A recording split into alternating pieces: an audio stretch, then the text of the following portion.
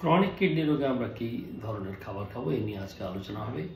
Chronic kidney রোগে sodium, potassium, phosphorus এবং protein যেসব খাবারে কম রয়েছে ওই ধরনের খাবার ক্রনিক কিডনি রোগে খাওয়া যেতে পারে। শস্যের মধ্যে আমরা কী ধরনের খাবো? শস্যের মধ্যে হচ্ছে, শাকসবজির মধ্যে হচ্ছে সোডিয়াম, পটাশিয়াম, ফসফরাস যেসব খাবারে কম রয়েছে সেগুলো খেতে হবে। তার মধ্যে হচ্ছে লাউ, কুমড়ো, চাল কুমড়ো, পেঁপে, পটল, মূলা, করলা এসব খাবার খাওয়া যাবে। তবে শাকসবজির মধ্যে যদি ধরা যায় তবে আলু এবং শাকের মধ্যে বিশেষ করে কলমি শাক এবং পালং শাক এড়িয়ে চলবেন, কারণ এতে পটাশিয়ামের মাত্রা অত্যাধিক রয়েছে বলে এসব খাবার এড়িয়ে চলা খুবই দরকার। ফলের মধ্যে খাবেন আপেল, আঙ্গুর, আনারস, নাশপাতি, লিচু, স্ট্রবেরি। তবে আনারস, তরমুজ এটা খেতে পারেন।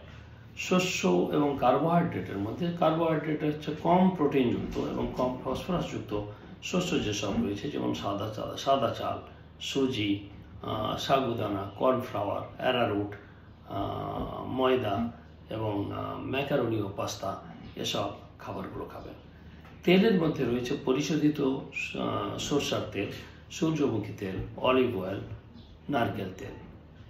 প্রোটিন খুব কম মাত্রায় খাবেন, বিশেষ করে ডিমের সাদার অংশ, দেশি মুরগি ডাক্তারের পরামর্শ অনুযায়ী।